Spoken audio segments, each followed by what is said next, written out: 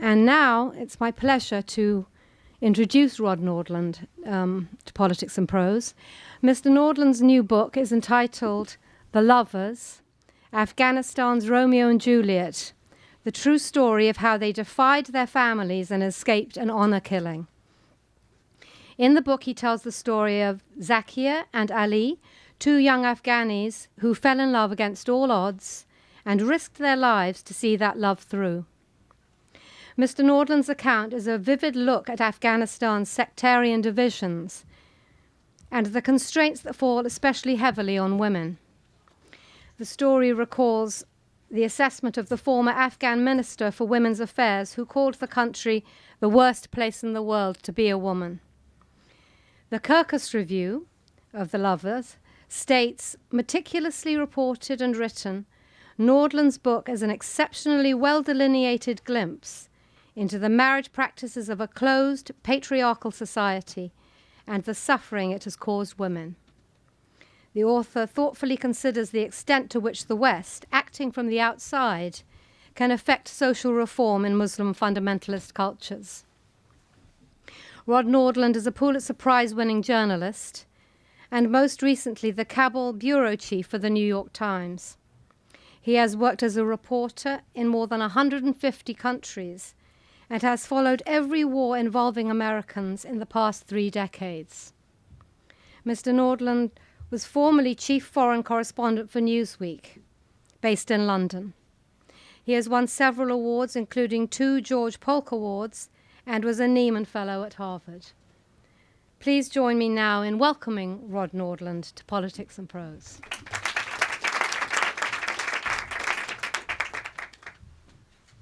Thank you very much. It's a pleasure to be here. Can you hear me okay? Is that right? Yeah, I'll tell you a little bit about how this book came about. It actually came about because I'm kind of an obsessive compulsive about some things, and one of them is my spam folder. So I actually read all the spam in my folder, or at least read the headlines of it. And because I'm a journalist for the New York Times, I get hundreds of spam messages, and as well as other emails. And there was one, and a lot of them are kind of from people that either don't speak English very well or are a bit crazy and rattle on at many thousands of words. And one email seemed to fit in that category. It was in very bad English, and it was very long. And fortunately, I read it because the writer, who actually didn't speak English but dictated to her son, who was 16 and learning English, and the writer kind of buried the lead about 2,000 words down, which was, I can get you access to a girl who's going to be killed for an honor killing if she's taken out of the shelter that she's now in, and I'll get you to see her and talk to her, and you can talk to her lover that she's going to be killed for trying to run away with, and you could even talk to the families and everything. And I kind of jumped at the opportunity. The place was remote, a little hard to get to, especially in winter.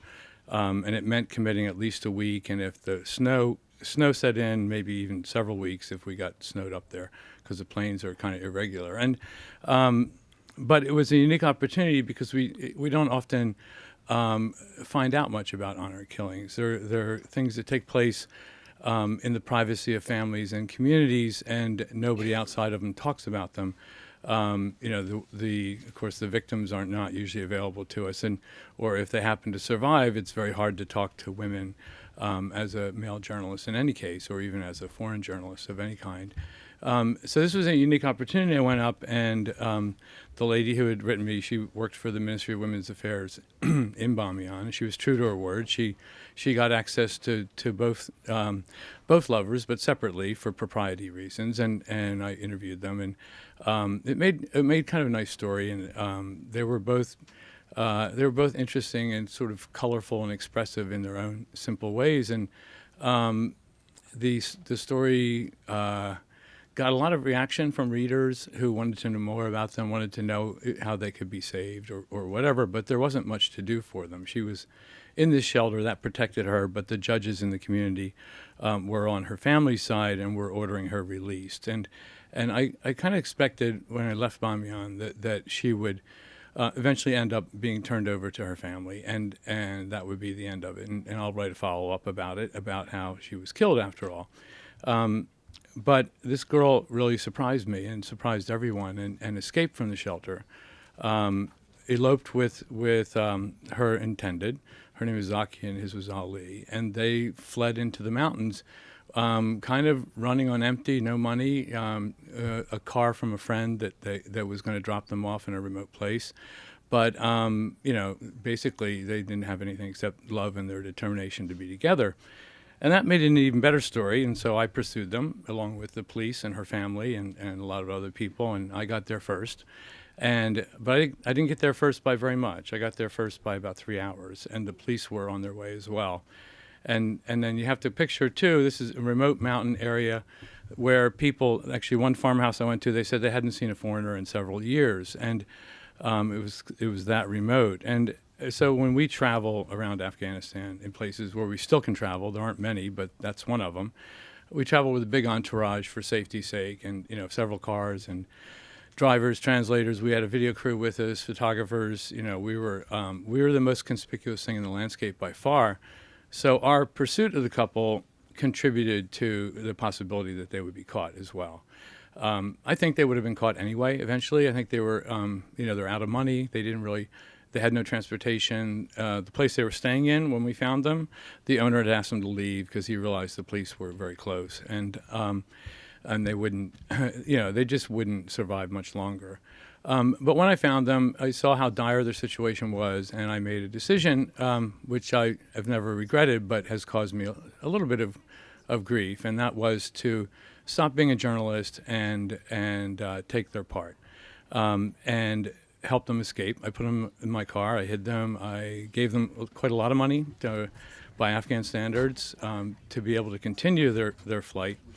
And then we wrote a story about that, about not about my role, because I kept that secret from editors and the public, but about their continued flight. And then we had video of them, and we had pictures of them together, and that really struck a chord. And the reaction, especially from the American public, but kind of all over the world and in Afghanistan as well among young people, was just unbelievable. I've never worked on a story that had quite so much reaction and aroused so much interest, and also a kind of activist interest, because a lot of those readers, and some of them were fairly prominent people, demanded that I do more than just write about them and and help them to safety and help them find a way to safety.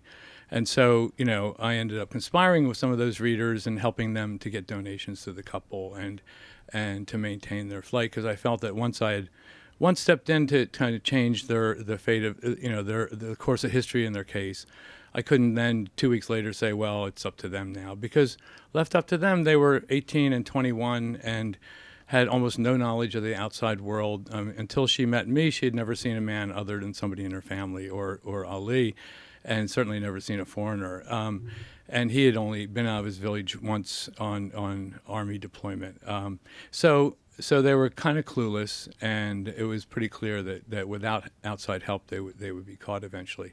They weren't caught, and they're still in hiding now in Afghanistan. They did try to leave the country, and then were attacked by police in a neighboring country and came back to Afghanistan, because by that point she was pregnant, and they now have a baby, and that's kind of affected their decision-making too, and they've decided, at least for this winter, to stay back in Afghanistan in hiding.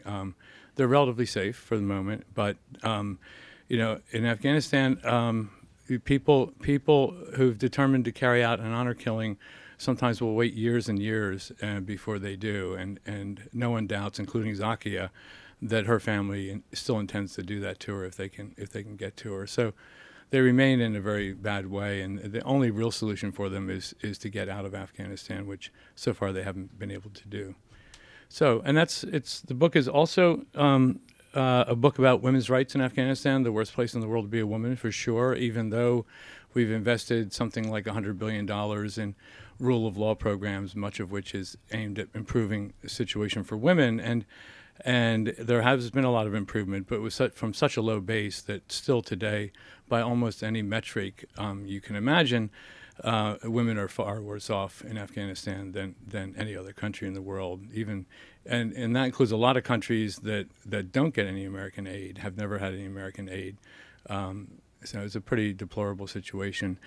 And then finally, the book is about something else too, something much more simple and to me, kind of the most important part of the book, or the most moving part of the book to me, was discovering in the course of reporting on these people, because at some point the Times said, you've done enough of those stories, please stop. And although at the same time I had readers saying, why aren't you doing more of those stories? So it occurred to me that it would be worth doing a book about it, and I did. And then I had to go and re-interview them, spend a lot more time with them, and talk to them in much more depth. And one of the things I discovered when I tried to sort of report out the history of their love affair was the degree to which, although they were illiterate and uneducated, from a farm family, potato farmers who were dirt poor, despite that, their love affair was very much motivated by poetry and a love of words, and by the great Persian epics and love stories that they knew very well,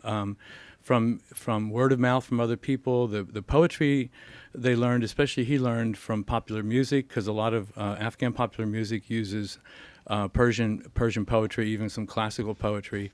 And so he knew all these love songs and poems, and used them very much to court Zakia, and she responded to it too, because it was also part of her kind of emotional world. Although both of them live in a society where love is officially outlawed, mullahs preach against it, and fathers teach their children that the parents will decide who you marry, and the last person you'll marry is somebody for love, because that's wrong and lustful and evil, and that is the predominant view in Afghanistan, except among young people, and it is starting to change.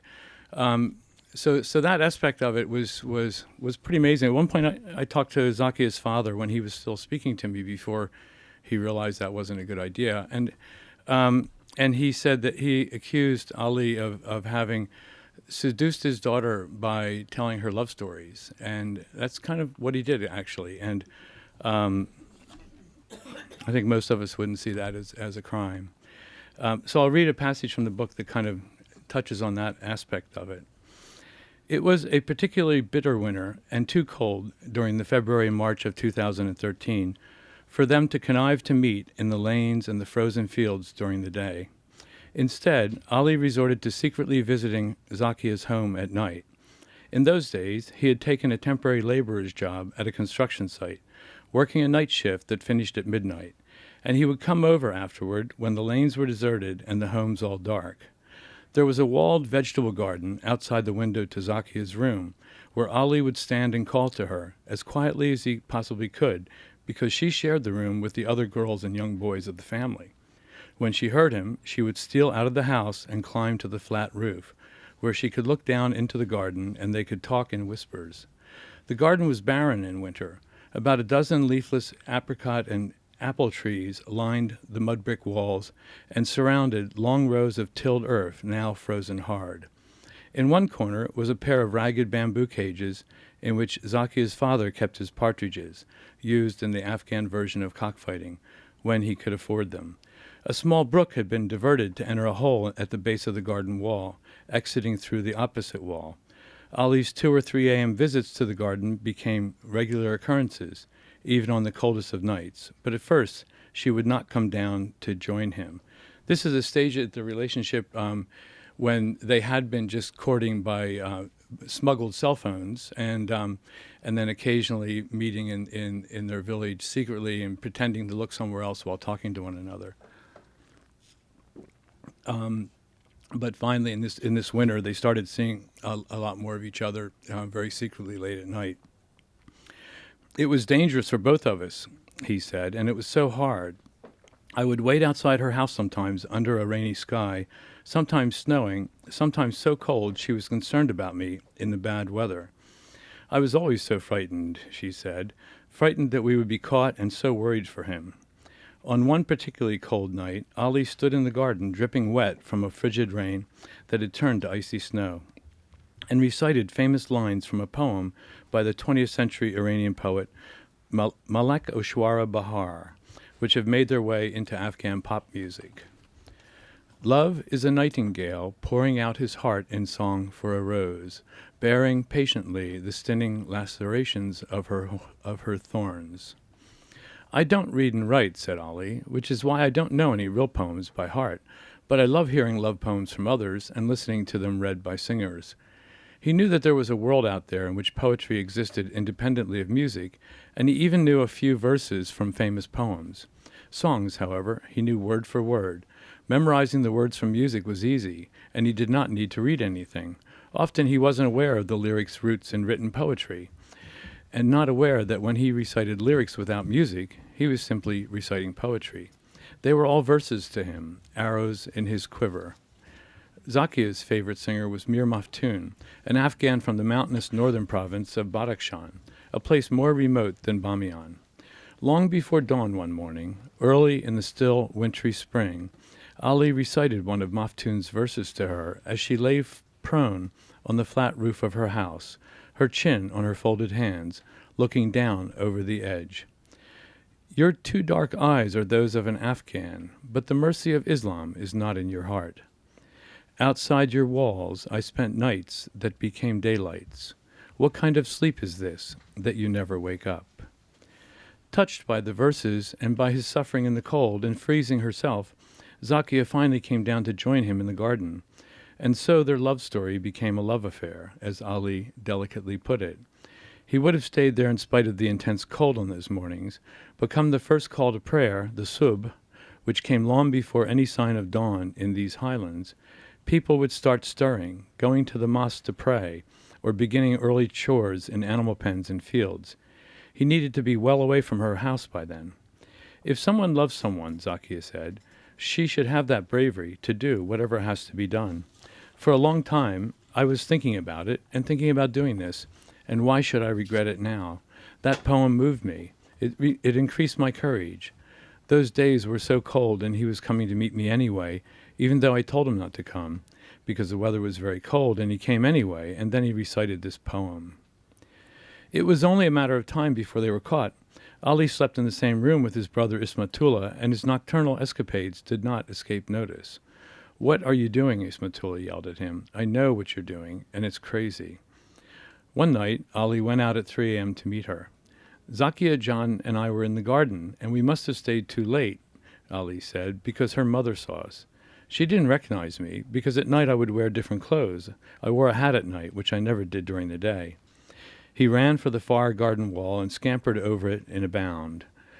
Who was out there with you, Sabsa, Zakia's mother, demanded of her daughter through the window.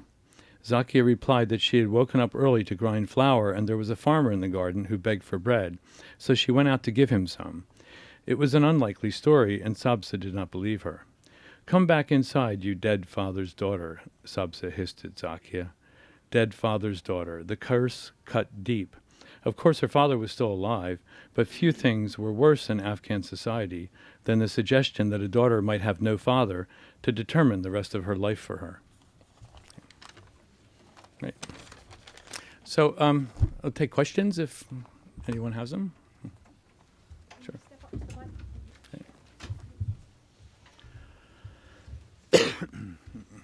Hi, can you just talk a little bit more about the whole kind of notion of honor killing and a little bit of the history and just kind of its role here and how that's just a little more background on that would be great. Yeah, I mean, Afghanistan's not the only country where there's honor killing, but I think it's one of the few where the practice is kind of widely sanctioned and approved of. Before 2009, and even presently, there was a law on the books. It's still on the books. Shouldn't be enforced, but it is sometimes. A law in the books that says if you kill your wife or daughter or any woman in your house because of your honor as a man, the maximum penalty is 2 years in jail. In practice, actually, very few men are ever prosecuted for honor killings. And when they're prosecuted, most likely it would be a suspended sentence. In 2009, a law was put into effect called the Elimination of Violence Against Women Act that criminalized a lot of the things that were used to justify honor killings. For instance, it's very common for families to kill a daughter who's been raped, and it's far more common, in fact, for them to kill the daughter than to kill the rapist. In some cases, they don't even bother to kill the rapist, and the attitude is that a woman should be in her father or her husband's home. She has no business not being under that protection, so if she's raped, it's her own fault. And before 2009, in this elimination of violence law, it was actually not a crime to rape a woman. It was treated as adultery, and the courts would charge both parties with adultery, both the woman and the man, because there was no other legislation at all. That still happens in many remote parts of the country too, despite like a massive international effort to try to train judges. I mean, these are not Islamic practices; these are backward customary practices, and that even any kind of educated religious scholar would deplore. But they're very, very, very common. Does that cover the ground more or less? There's a lot more in the book actually about it. It's actually a really interesting subject and how it's evolved in other countries as well. But right.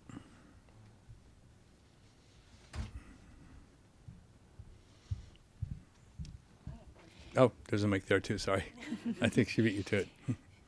Who was your interpreter for this work, and how did that person influence the way the story is told and understood?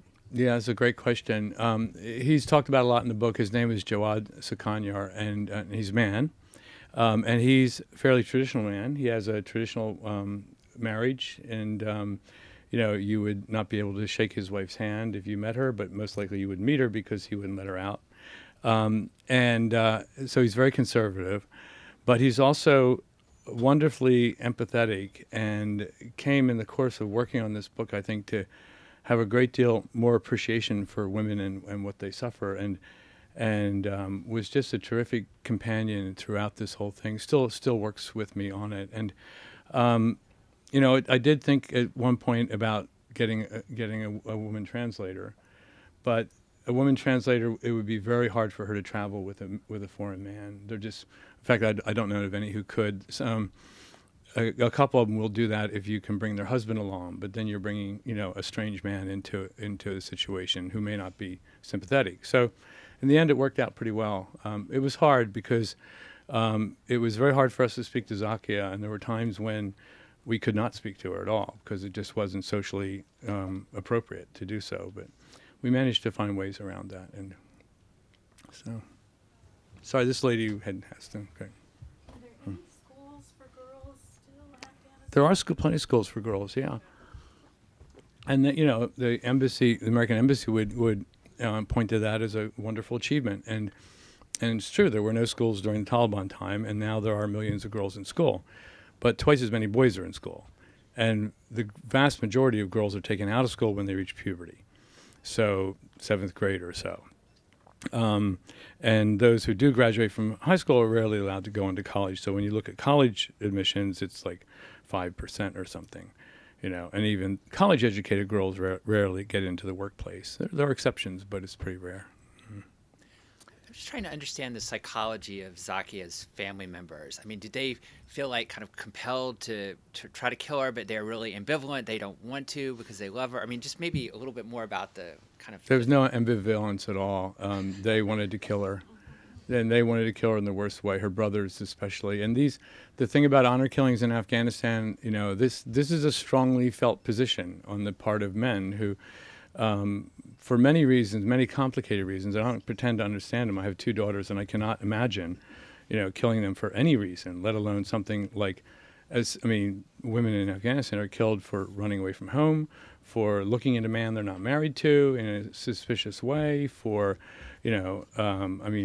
choosing to marry the wrong person, of course, and, a 16-year-old girl who kisses a boy would be subject to that penalty. It's just inconceivable, and really kind of hard for us to understand. But I think it's also hard for us to understand some of the other characteristics of relationships with women there. I mean, women are really considered property. There's no bones about it, and they're discussed as property, and they, you know, a girl belongs to her father until she's bought by her husband, and then she belongs to her husband, who pays a bride price, and it's a transaction. And you know, part of the anger of Zakia's family was that she's a very pretty girl, so she was more valuable than her sisters, for instance, and who weren't quite as beautiful, and that kind of fed their anger too.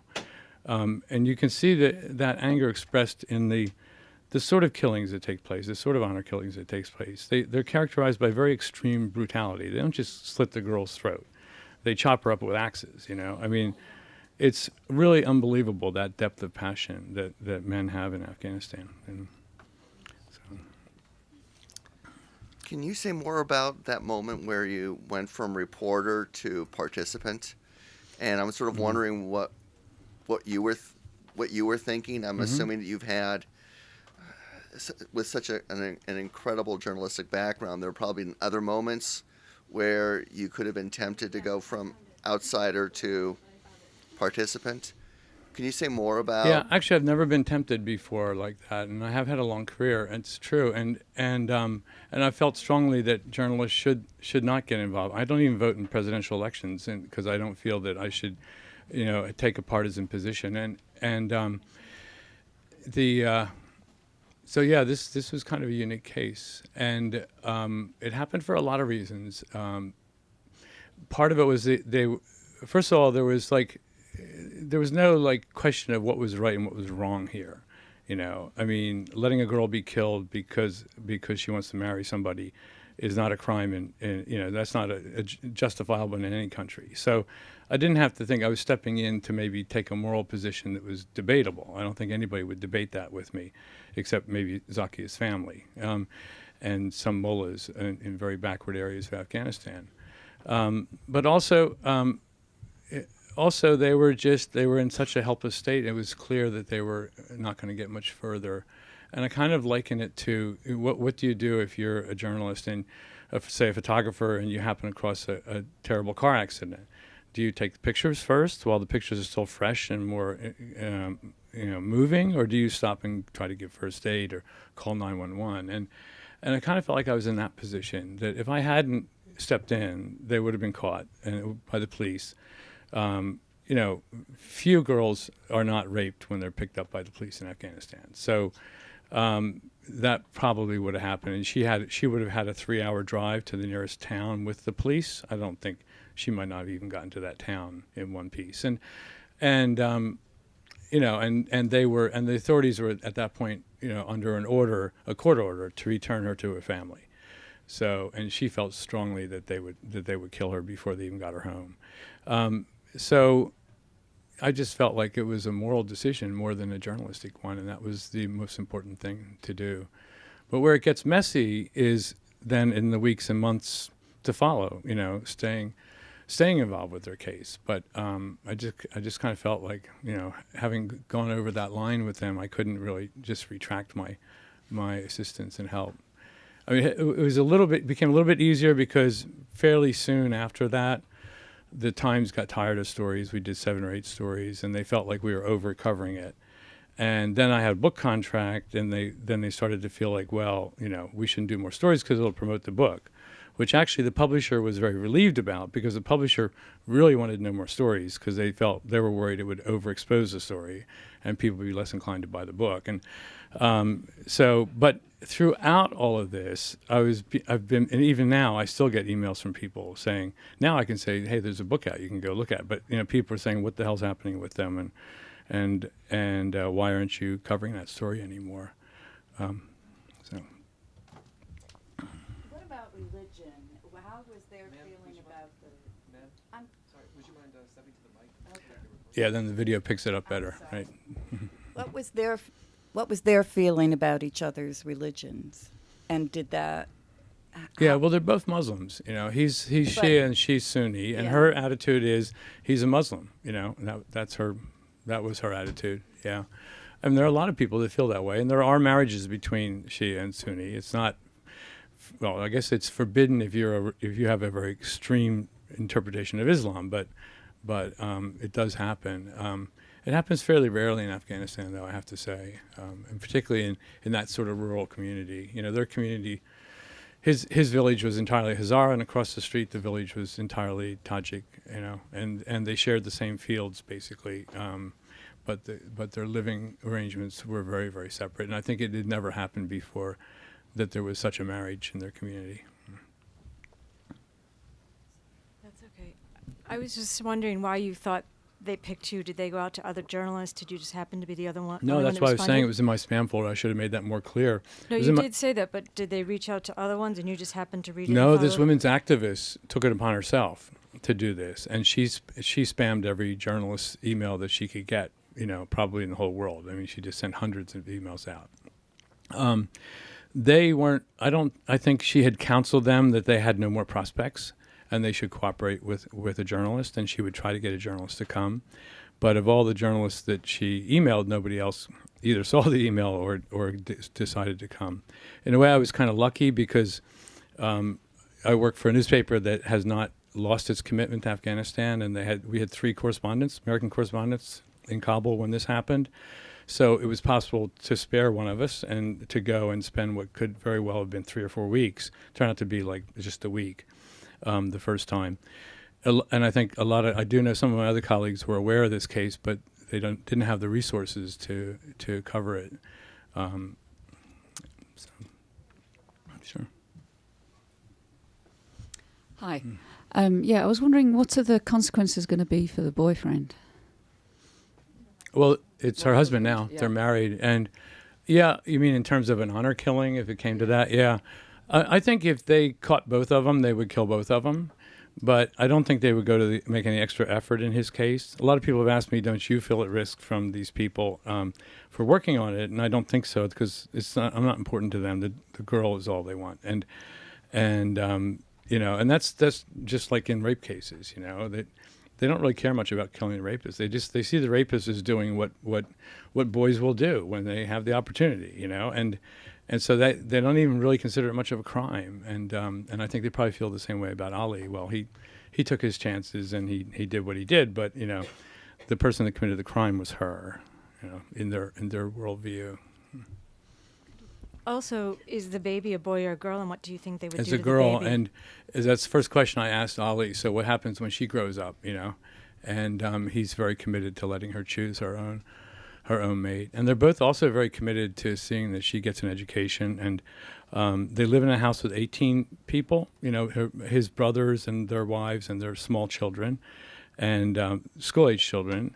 And one of the nice things that happened as a result of this case is that, you know, when Zakia and Ali went on the run to other cities and then other countries, they discovered just how handicapping it was to be illiterate. You know, in their own village, it wasn't much of a problem when you're just a subsistence farmer and all. It wasn't such an issue. But when they got to a city and couldn't read a street sign, I mean, at one point in the story, Jawad, the translator, was trying to find Ali's father, and after Ali was arrested by the police, and it took them like hours and hours to find each other because he could not describe where he was. He had no, and that kind of, another time he went into a public toilet by mistake thinking it was an office, you know, and was very humiliated. And that persuaded the entire family that it was really important to educate their children. And there are schools there, and they had never done it before because, you know, it's expensive to send your children to school because you're deprived of their labor in the fields. But now they're doing that, and the couple are very committed to that as well, which is kind of one of the nice outcomes of a story that mostly has not so far had a really wonderful outcome. But It sounds like the baby was safer than the mother, actually. I mean, if they found the baby, would they kill? that's a good question. I've never asked that question, actually. It's a really good question. I suspect not. I suspect they wouldn't care that much about the baby, but maybe not. Maybe they would see that as, you know, the fruit of an illegal union or something. I'm just not sure. I can't remember. We do hear about honor killings sometimes and get some information on them, and we try to report them whenever they happen because people care about them. And I can't remember a case where the child was killed. So.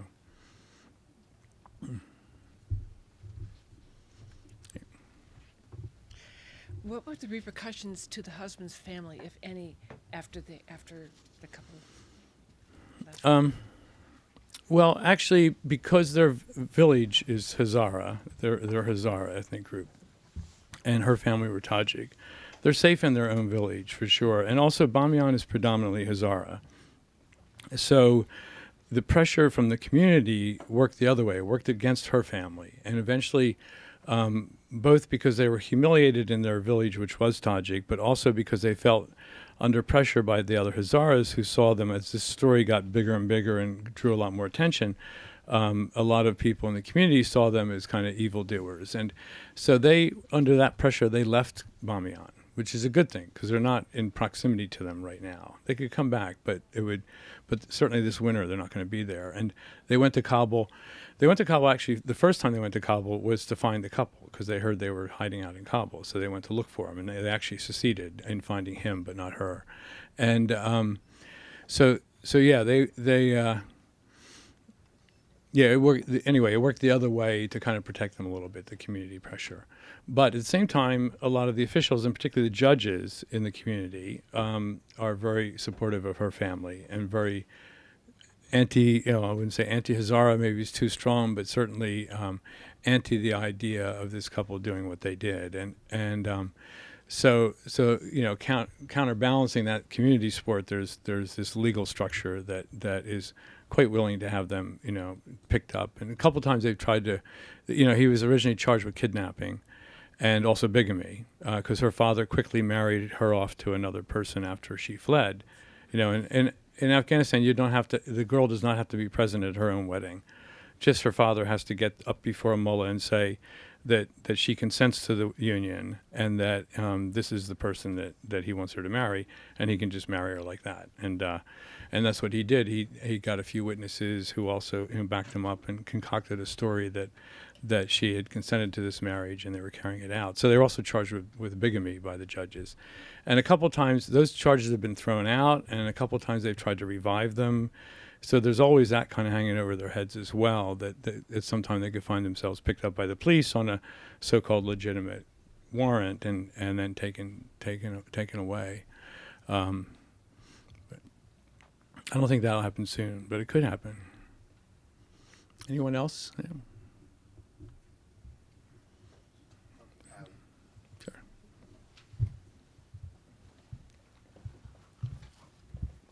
Can you say something more about your own feelings about various U.S. and Western programs that are designed to promote women's empowerment?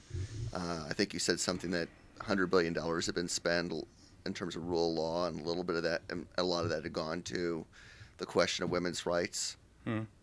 Yeah, we've spent $100 billion on rule of law, and probably the largest component of that is trying to promote law for women, and particularly promote implementation of this Elimination of Violence Against Women Act.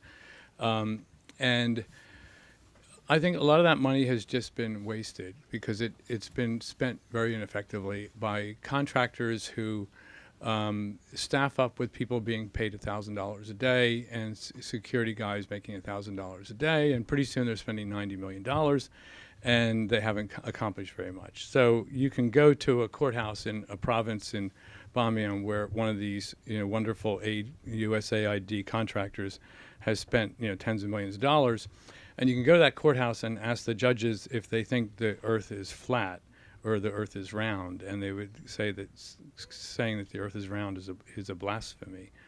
So when you get on women's rights, they'll completely dismiss the Elimination of Violence Act as un-Islamic and refuse to institute it. And I think that's happened throughout the country. There have been some progress. There are some women judges, particularly in cities like Kabul, and some women lawyers, and some of them do a very brave and effective job. But by and large, it's pretty poor success for the amount of money that we spent on this particular issue, especially.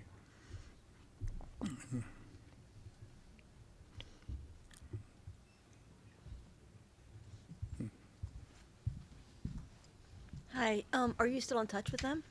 Yeah, we have a kind of an arrangement where they have to. He has to come out of his house and call us because he doesn't have a cell phone signal in his house. So he'll do that once a week, and we hear from him, check up on him. Their baby just got measles, which they were very worried about, and she seems to be okay. They took her to the hospital. Measles in the kind of environment they live in is a little more worrisome than it would be here, but she seems to be okay. And I think for the winter they're fine because they're socked in up there, and very heavy snow in the passes, and it would be hard for anybody to get to them during the winter. In the spring, that might be a different thing. Hi. Which is a perfect segue into my question. So what are their options for the future? And I mean, is it going to be a life of terror? And what can possibly happen to have them live a safe life? Last summer I thought they would join the exodus to Europe, like so many, tens of thousands of Afghans. And most of those Afghans will probably be sent back because they don't have a legitimate case for asylum. They're fleeing for economic reasons. And, I know the situation pretty intimately, and I spent some time in Europe talking to migrants and all, and it's pretty clear. It's like families are, they go to a local guy who makes fake night letters from the Taliban, and somebody else who gives them counseling on what they should say. If he's a 20-year-old, he says he's 16 because it's easier to apply for asylum as a child, and on and on like that. And they're just gaming the system. And families will, even fairly poor families, the extended family get together and appoint one youth to go and raise the money for the smugglers and so on. And Zakia and Ali don't have that problem. They have a really well-founded case that they're persecuted people under international law. There are five different standards by which you can qualify on any one of them, and they qualify on 4 of them. And they've been told that by UNHCR and by the American Embassy and by other Western embassies. But they will. None of those embassies are willing to give them a visa in the country. So that they don't have to risk their lives fleeing across the deserts of Iran and then, taking a dinghy across the Aegean and then apply for asylum. They can't apply in the neighboring countries because those countries wouldn't solve their problem. I mean, Iran doesn't take refugees. Tajikistan, where they did try to go, the secret police arrested them, robbed them, beat them up, and deported them, all in one day. And Pakistan, they would just remove their problem to another country because there's so many Afghans there that the pursuit of them would continue. So their best shot is to get to Europe, and but they would have to risk their lives to do it. And they were ready to do that, and they were about to do it. And I was going to follow them actually, and I probably would have ended up putting them in the trunk of my car at some point. Who knows? But a friend of Ali's showed him a picture on his cell phone of Aylan Kurdi, the little toddler who was washed up on a beach in Turkey. And they looked at their daughter and they just said, why do we have to do this? Why should we take this chance? And they decided not to go. Actually, Zakia wanted to go, but Ali decided not to go. And they had quite a lot of arguments about it. And in fact, his family also wanted him to go, but he ended up winning the argument for the time being. I think next spring might be different. There are ways for embassies to give visas in the country of origin. They can make exceptions. There are ways, for instance, somebody who has a horrendous medical problem can get a visa under the same law that would allow them to get a visa. All they have to do is make a determination that person's life was in imminent risk, and I don't think there's much question of that in their case.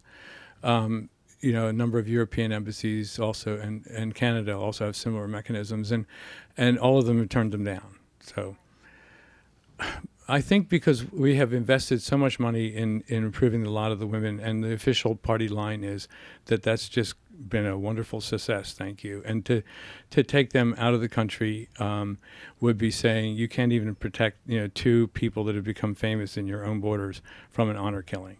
And that would, sort of that's my own theory. It would just sort of undermine the narrative that they're trying to peddle. Because progress on women's issues is about the only thing that most people in the world agree on in as far as a reason to be in Afghanistan.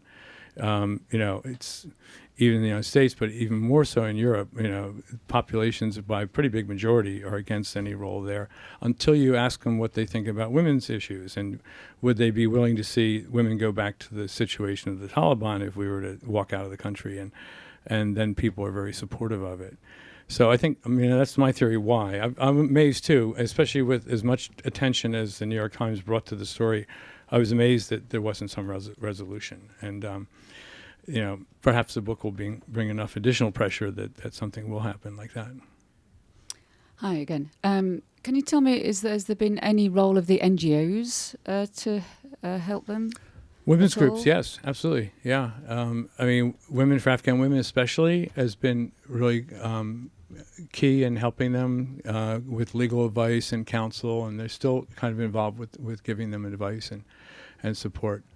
And in a number of other groups too, yeah. But not Western NGOs though, you know. They've stayed away from it because we have this feeling that we should not interfere in the traditional customs of the country, that's not our right, that's their culture, and they should be the agents of change, not outsiders. And that's a pretty strong debate, and I think mostly it's been won by those who feel that we should stand aside, pour money into programs, but not talk about it, you know, and not embarrass the country by criticizing, you know, what they do. So, like, you'll have, like this, I don't know if you remember a case fairly recently, I guess it was last March or so, Farkunda, the Islamic scholar, young woman who was beaten to death by a mob, and because she was falsely accused of burning a Quran. American Embassy never said anything about that and a case until the government came out and admitted that she was wrongly killed, and then several days later they made a sort of tepid statement about it. But there have been even more horrendous cases. Recently, a girl had her nose cut off by her Taliban husband because she objected to him taking a second wife who was 7 years old. And, you know, no Western official, no human rights official said anything about that case. Women for Afghan Women did, which is a wonderful group. If anybody wants to give money to help women in Afghanistan, that would be a good place to do it. And they're in the book a lot, actually, discussed a lot in the book. So.